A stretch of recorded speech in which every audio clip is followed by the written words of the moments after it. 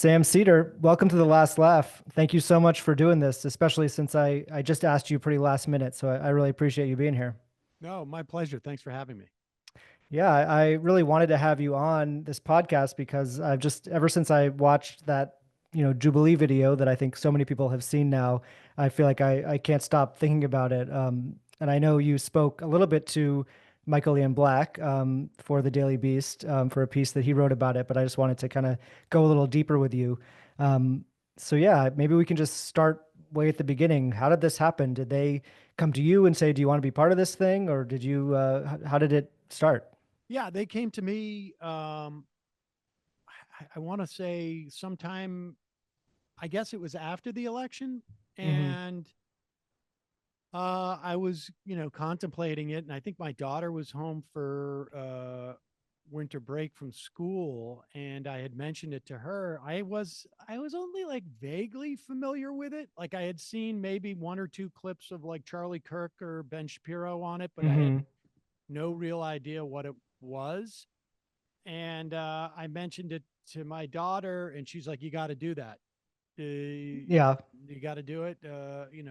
People my age watch it a lot, and that's like a big part of what I'm trying to do with the show, or at least a part of the show, is to sort of like intervene in that age group. And so I agreed to do it, and we recorded it in like 5 days into the administration. It was like January Oh, 25th, I wow. want to say, out And in then it didn't come LA. out for another almost 2 months after that. Yeah, it didn't come out a month and a half, I think. Yeah, Yeah. the second week of March.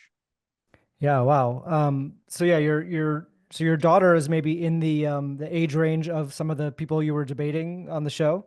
She's younger. I mean, Yeah. I think most of those people were probably in their early 20s to mid 20s. There may Hmm. be a couple others. I mean, to be honest with you, I had no idea. I didn't Yeah. know. You didn't know what you were walking into. I literally didn't know what I was walking into. In fact, like I didn't see any of those people until I walked on to the set. And Yeah. so uh I was a little bit surprised at sort of the arguments we were getting, to be honest with Hmm. you. But Yeah. I mean, we can get into the substance of it, but even just the setup and the visual of it is so interesting. I know there's been some people who sort of just visually mistook it as you were the sort of older conservative guy surrounded by these young progressives, and it was the exact opposite of what was happening. Maybe that's just because of our, maybe outdated perception of what right. a Trump supporter looks like. Um, so yeah, I mean, how did you sort of think about that, especially coming, when you walked in there before you even started talking to these people, you're coming in as someone who's been around a lot longer than them, as we found out watching it, I think knows a lot more than than they do about a lot of this stuff. How did you kind of, I don't know how much preparation you did ahead of time, but even just when you walked in there thinking about how am I going to approach this? Well, I mean, they allow you to choose the prompts or Right. the contentions. Hmm. And they give you some minor edits, and and so I had a notion of like the the broad stroke of things that we are going to be talking about. And a lot of this stuff, I've been doing this now for 20 years.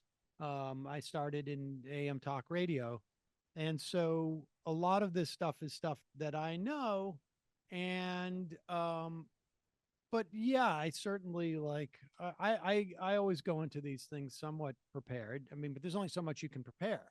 Right. And certainly there was responses that I got from them that I was simply not prepared to address. I mean, Yeah. um, and, and and part of that is just like they were not predictable, but also part of it is like maybe there's an indication of like should be prepared for those type of things in the future. Like this is the conversation has moved in a different direction, or progressed further, where certain things that we assume we're all on the same page about, we're not.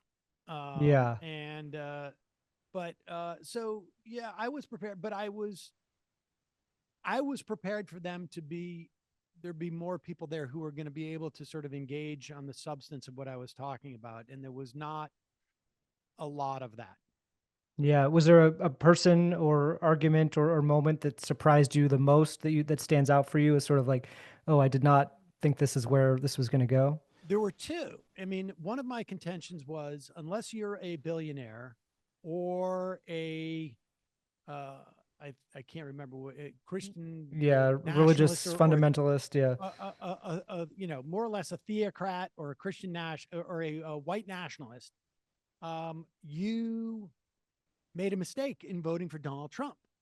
And it did not occur to me that instead of someone saying, sitting down saying, hey, I'm not a billionaire and I'm not a theocrat and I'm not a white nationalist, but I care about X, Y, or Z. Like I'm worried about inflation or I'm worried Yeah. about. No one came and said that. Instead, what happened is someone came down and said, I am a Christian theocrat, and this is why Christian theocracy is better because I have a moral foundation for my beliefs. And I was like, it took me a while to Yeah. realize that's where they were going. And eventually I was like, it took me longer than I would have wanted to pivot to like, well, let's hear your vision of Hmm. America after you get what you want. And that's, you know, um, women subjugated by men. I'm not paraphrasing. Yeah. You No, know, yeah. I mean, just like that was the part that was sort of shocking to me. Like, oh, okay. Women subjugated by men, no marriage equality, um, uh, no marriage for fun, essentially no birth control. It turns out this guy, his avatar on Twitter is women shouldn't vote. I mean, Okay. and I should have gotten there earlier, but it just Yeah. never occurred to me that someone's going to come full throated. That's what he's going to promote. And then there was a woman who followed him who came in and said, "What's wrong with xenophobic nationalism?" Yeah. That was quite a And moment. and I was like, "Oh, okay." I mean, I mean, it's healthy, I think, to have your assumptions questioned in that way, and that I think one of the strengths of the country has been the absorption of immigrants into and the immigrants changing America and the America changing immigrants. And Hmm. American identity has been evolving since day one. And I think that's a strength of America. But I wasn't coming into feeling like, oh, I need to justify this. And I did need to. Yeah, I mean, you maybe are used to having a different kind of debate with people on your show, or even like callers, than you were getting from these people.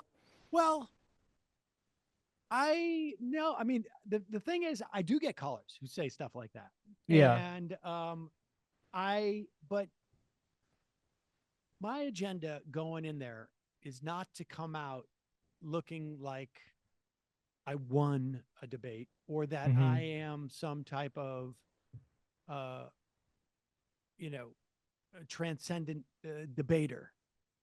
I'm not even a particularly good broadcaster, but my agenda is often to have people expose themselves and to um, reveal. I mean, part of it also, my agenda was going and like, I'm going to tell a bunch of 20-year-olds about Social Security because I know there's a lot of misinformation. And I effectively did that.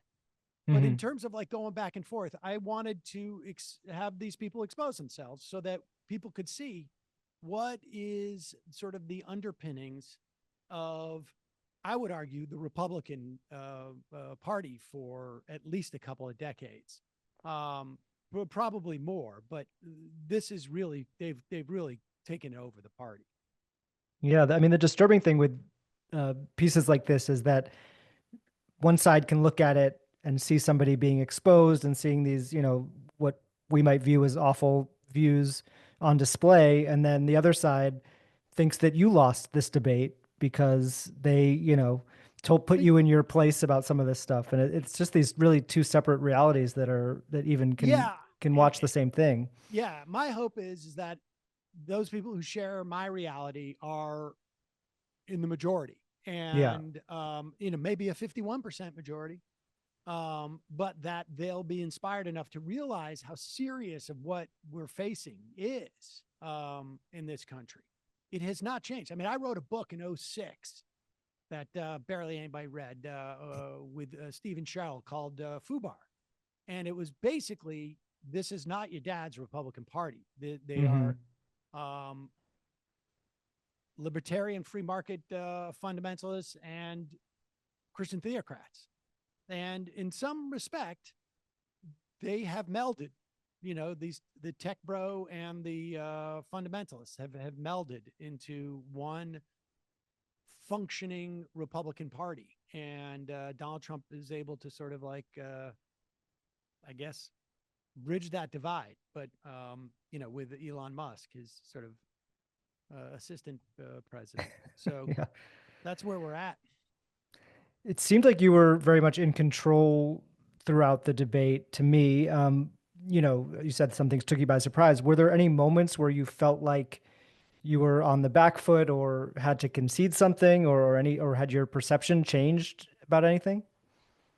Um, no, my perception hadn't changed by anything, and Yeah. maybe that's a poor reflection on me. But there were times where I was on back.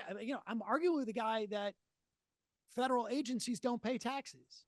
Yeah. Like That's just like the facts, if you can't but agree on the facts, then it's but hard to well, what do you move do at forward. that point? Like, what do Yeah. you do at that point? And so, um, I mean, uh, part of it was that I'm arguing, at least I thought, on ground that I was very familiar with.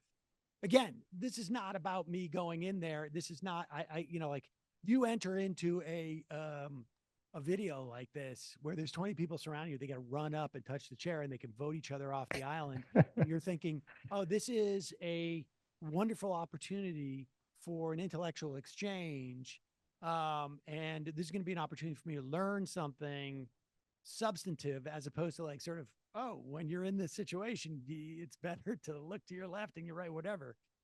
Then I think you're mistaken. I mean, for me, it is about, um,